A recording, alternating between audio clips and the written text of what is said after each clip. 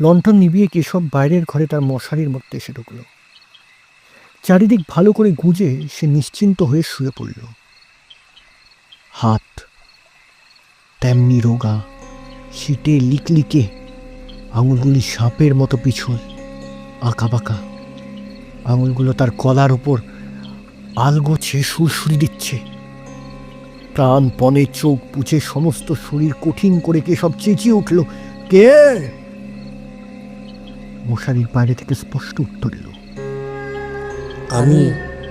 চিনতে পারছেন না? এই দেখুন না, দেখুন কবজিটা। কেশব ভয় ভয় চোখ মেলল। মশারির বাইরে কারোর কোনো অস্তিত্বের ভাব নেই। বন্দুক, আমার বন্দুক! কেশব ধর্মর করে উঠে বসতে গেল। নামতে গেল খাট থেকে।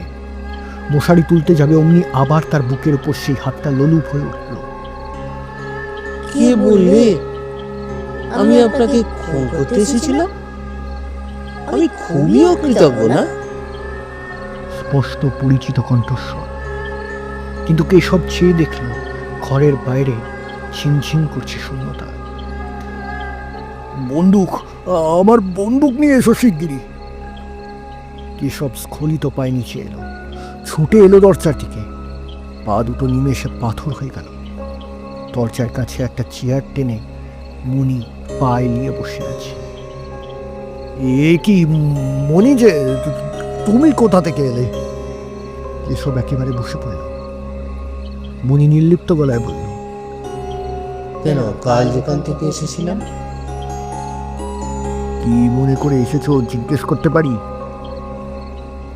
ধরা দিতে এসেছি। আপনি থাকতে পুলিশ কেন আর কষ্ট করে বলুন? পুরস্কারটা আপনারই হোক।